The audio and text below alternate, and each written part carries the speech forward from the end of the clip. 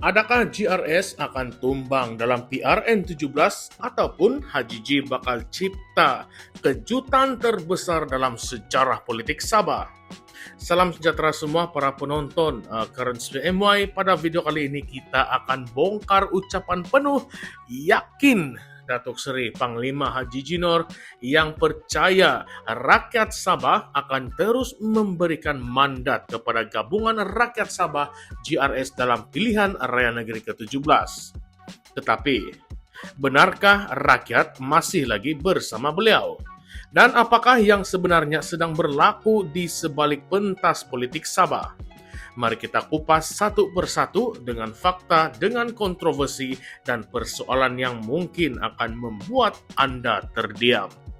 Dalam ucapan dasarnya sempena Persidangan Agung Tahunan Parti Gagasan Rakyat Sabah yang diadakan di Pusat Konvensyen Antarabangsa Sabah ataupun SICC pada Ahad yang lalu, Ketua Menteri Sabah merangkap Presiden Gagasan Rakyat Datuk Seri Panglima Haji Jinor menyuarakan keyakinan tinggi bahwa rakyat Sabah akan terus memilih Gabungan Rakyat Sabah GRS untuk mentadbir negeri selepas pilihan raya negeri ke-17 nanti. Beliau membandingkan usaha 5 tahun kerajaan pimpinannya sebagai kerja seorang arkitek yang membina sebuah mahligai dengan tiang seri yang kukuh. Menurutnya, kerajaan negeri pimpinan GRS tidak menjanjikan bulan dan bintang, tetapi telah membina asas pembangunan berlandaskan realiti dan juga keperluan rakyat. Katanya lagi, rakyat Sabah bijak dan mampu menilai prestasi sesebuah kerajaan.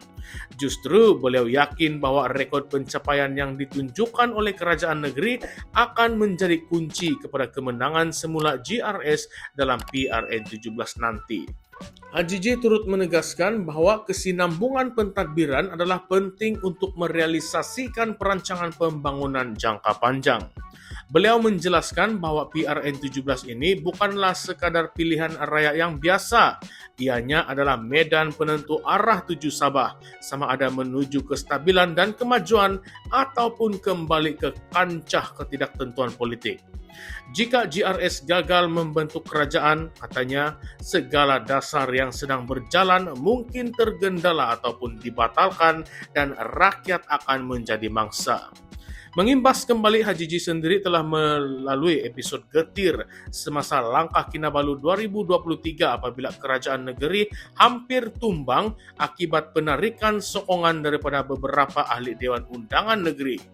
Namun, beliau berjaya menstabilkan semula kedudukan sebagai Ketua Menteri selepas menubuhkan Parti Gagasan Rakyat Sabah dan memantapkan sokongan dalam kalangan adun bebas dan pro-GRS.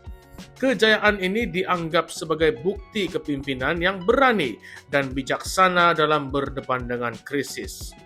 Menurut rekod rasmi Jabatan Perangkaan Malaysia, ekonomi Sabah mencatatkan pertumbuhan 3,7% pada tahun 2023 disumbangkan oleh sektor pertanian, pelancongan dan perindustrian. Haji G juga berulang kali menyebut kejayaan pelaksanaan Sabah Maju Jaya ataupun SMJ sebagai pelan pembangunan menyeluruh negeri.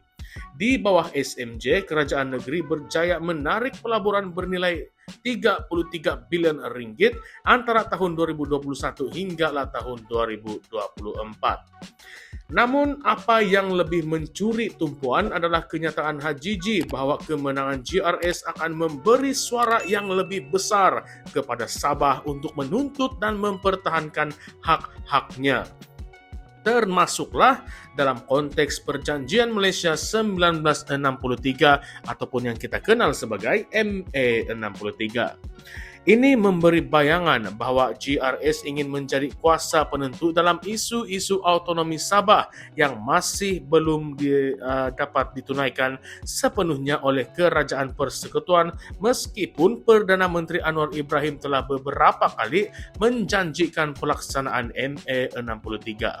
Sementara itu, Haji G menyeru seluruh jentera gagasan rakyat dari pimpinan utama hinggalah ke akar umbi, termasuklah wanita, pemuda dan juga belia-belia wanis untuk turun padang berkempen dengan penuh semangat dan mendekati rakyat.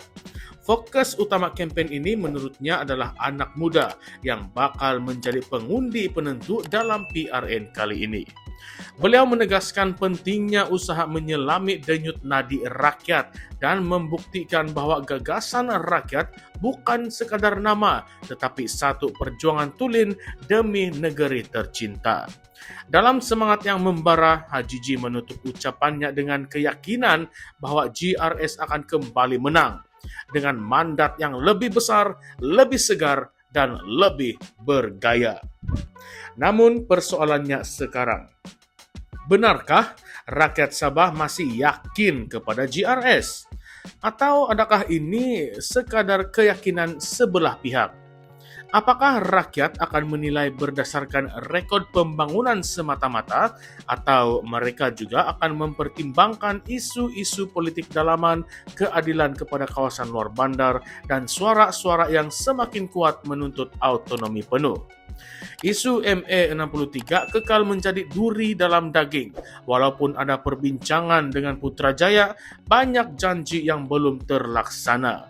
Antaranya ialah pemulangan 40% hasil cukai kepada Sabah.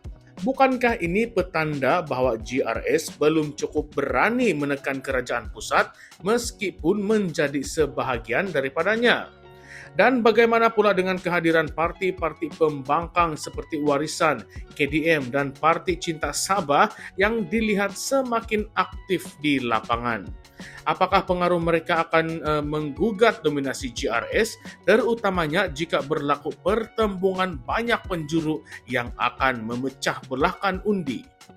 Tidak ketinggalan, isu kehadiran PAS dalam gabungan GRS pada PRN lalu masih lagi menimbulkan tanda tanya.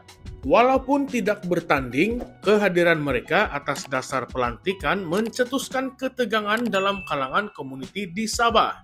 Adakah GRS benar-benar bersifat lokal seperti yang digambarkan atau masih terikat dengan agenda politik semenanjung? Lebih membimbangkan, ada pemerhati politik yang menyifatkan GRS sebagai terlalu bergantung kepada image Haji G semata-mata.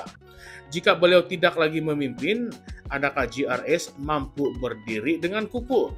Jadi persoalan besar yang ingin saya lontarkan kepada Anda semua, adakah GRS benar-benar telah berjaya membina rumah impian rakyat Sabah ataupun sekadar pondok sementara yang bakal runtuh bila masa? PRN 17 semakin hampir dan pilihan kini di tangan rakyat Sabah sendiri. Baiklah sahabat-sahabat, kongsikan pendapat Anda di ruangan komen di bawah. Adakah Anda akan terus memilih GRS ataupun masa telah tiba untuk perubahan? Baiklah kawan-kawan, dan jangan lupa untuk tekan like, subscribe, dan lonceng notifikasi untuk konten politik terkini dan analisis panas dari kami di Current Sphere MY. Kita akan bongkar, kita akan soal, kita pikirkan bersama. Sampai jumpa lagi di dalam video seterusnya. Salam sejahtera, salam perjuangan, dan salam reformasi. Sekali lagi, sekian, terima kasih.